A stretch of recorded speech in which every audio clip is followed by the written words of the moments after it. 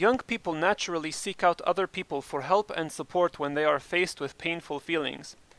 When they get hurt, feel scared, become outraged or embarrassed, frustrated or sad, they seek and expect attention. The loving attention of another human being is necessary to feel these feelings and to heal the hurts that caused them. The isolation of boys keeps them from seeking out the attention they need, and prevents them from even believing it is okay to ask for help. They are left to deal with feelings themselves. Even worse, they are loaded down with messages that feelings are not something real men experience. They learn that big boys don't cry.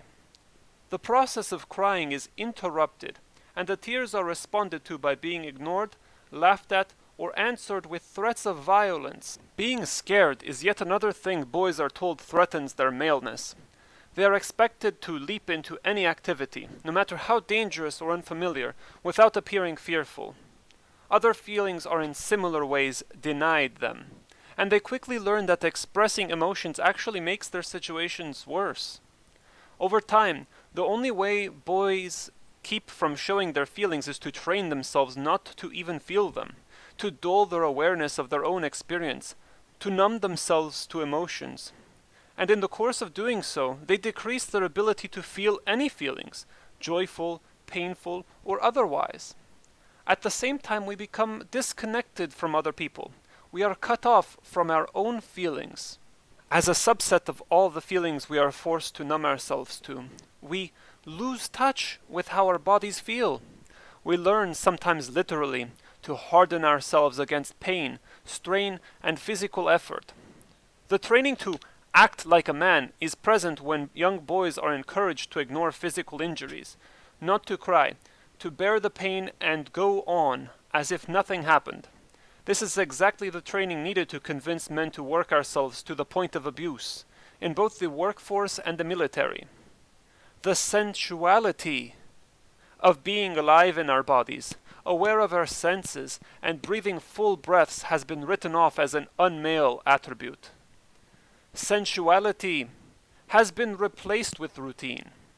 Though we notice extremes, we are unable to perceive subtleties of feeling. Tenderness and gentleness, subtle and slow as they are, have been lost. Born into bodies marvelously equipped to feel, we are forced to shut down and accept numbness. This description may sound quite extreme, yet it is only a picture of what is considered normal to impose upon boys, what we take for granted. We don't like to believe ourselves to be in such an extreme state. We think anything we made it through must not have been so terrible. If it doesn't seem, as men, that we have been so separated from each other, from women, from our feelings or our bodies, this may be because we have lost our memory of being that integrated or that connected. For most of us, the joy that is possible in our daily lives is so outside the scope of our experience that we have difficulty even imagining it. So consider here for a moment that most men alive have been through some form of this systematic conditioning. What happens to human beings who have been, since early life, isolated from intimate connections with other people, cut off from their own feelings, and numbed to bodily awareness? There was a time when we could perceive a loss of vividness, when it was clear that what was being offered us in our adult lives was far less than the abundance we knew was possible.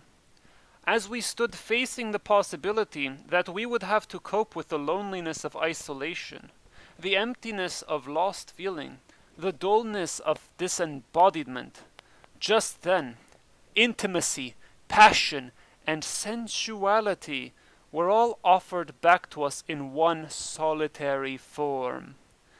Sex, we were told, is the answer. Everything you have lost can be found through sex. But here's the catch. Sex is the only way you can get it back.